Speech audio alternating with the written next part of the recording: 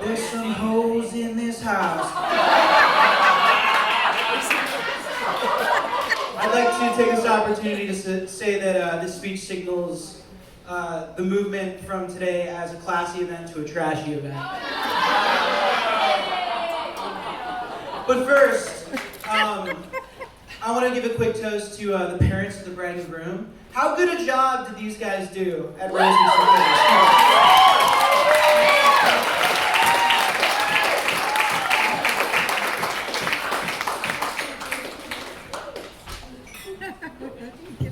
All right. This speech is going to be just like Khabib. Kind of funny, kind of sweet, but mostly pretty awkward. I was told this was supposed to be a roast. All I have are roasts about you. Khabib puts the groom in body hair grooming. Just kidding.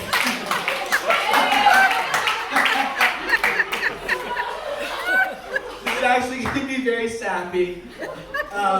It's a rare thing on this planet in these times to find someone who represents your other half now and until the end of time. Someone who you find compassionate, challenging, even sexy. Yes, you guessed it. That's what I found in Khabib. And how lucky am I? Now, when Khabib popped the question, and by that I mean asking me to be his best man, I reflected on the road that brought us here. Khabib and I met freshman year of college, and it may surprise you to know that it was not love at first sight.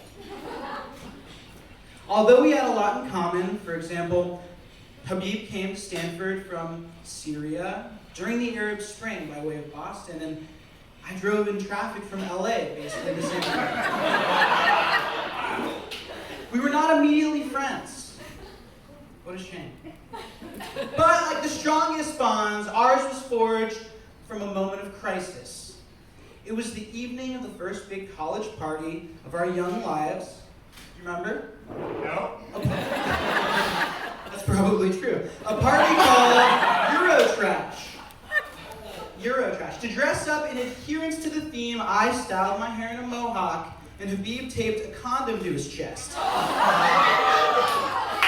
It was clear that neither of us understood European culture. Why did we do that? The evening was filled with drinking and dancing, and before I knew it, I found myself back at the dorm, ready for bed. I went to brush my teeth in the communal bathroom, and heard what I could only assume was a moose that had somehow been shot and was dying in a bathroom stall.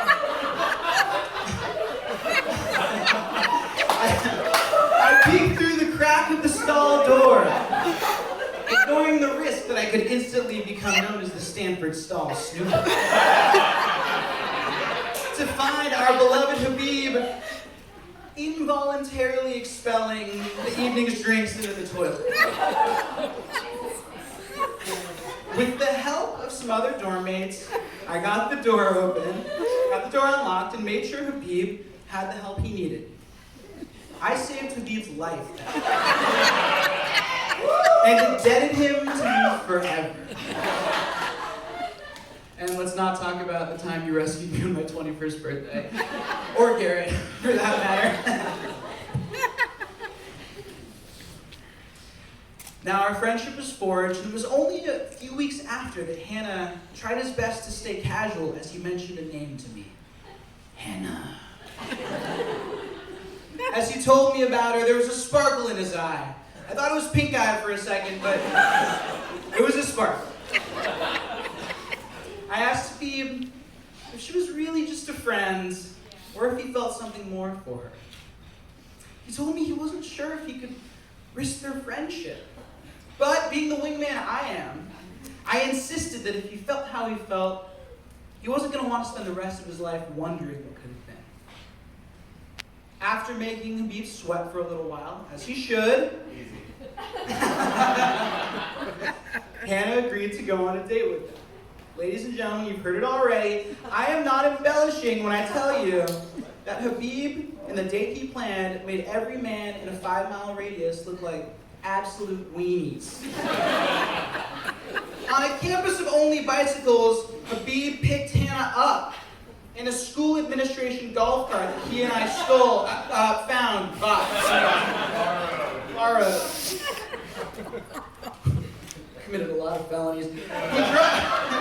He drove her to the biology building, which he had strategically left unlocked, and didn't make a single gross innuendo about wanting to study her biology, putting his maturity way ahead of his. Instead, they had a picnic on the roof and watched the sunset. Habib drove Hannah back to her dorm, where several devilishly handsome singers serenaded her. The ultimate test to see if Hannah would succumb to our seductive powers, or if she only had eyes for Habib. As we finished the song, Habib turned to his bride-to-be and said, "Hannah, will you be my girl?" Hannah didn't let him finish. She just planted a big, wet kiss on him.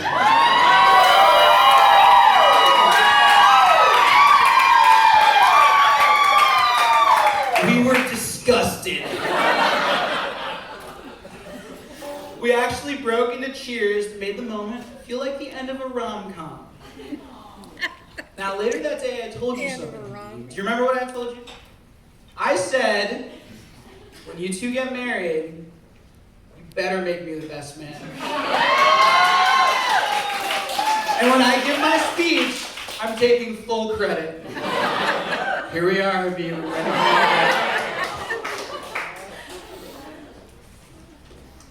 In all seriousness, Habib, I want you to know how much my life is made better by our friendship. I'm sure I'm not the only one who feels this way. For me, you threw a surprise party for me. You were my confidant during some of the most difficult moments in my life, which I know is true of other people too. More recently, you called me a dumbass when I got COVID. But you also checked in on me to make sure I was okay. I had the antibodies and my contagious.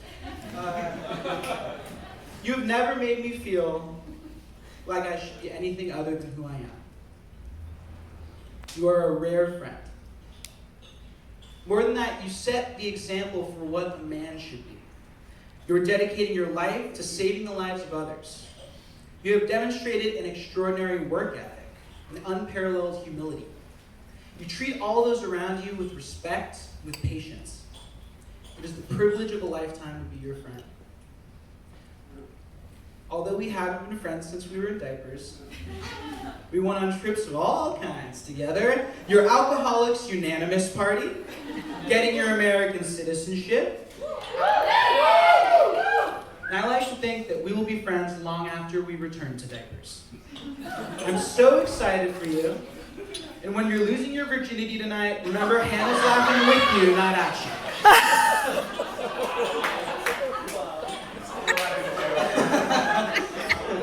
Hannah,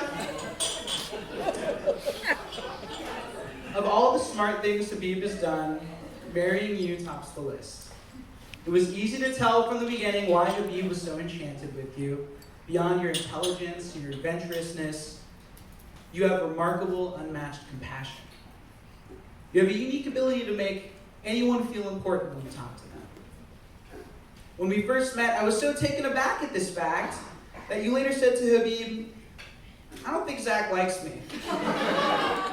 Really, I was just awkward because nobody paid attention. Paid that much enthusiastic attention while I spoke. And the people drifting off in the back can back me up on that. And as you near the finish line of becoming a pediatrician, I know we're all thankful because Habib is basically a 12-year-old.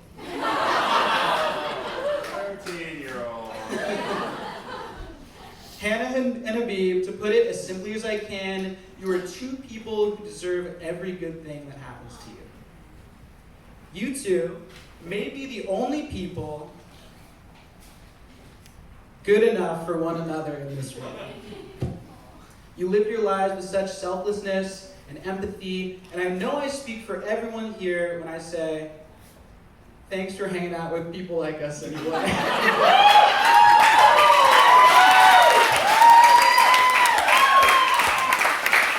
Your journey has been long, not always easy, You survived long distance, most of med school, and living with Stephanon.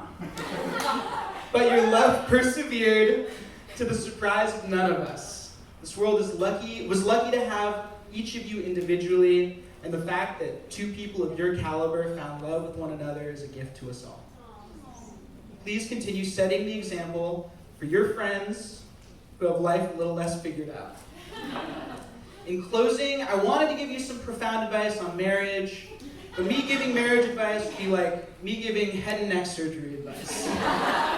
So I'll just say this: we're proud of you, we're excited for you, and we love you.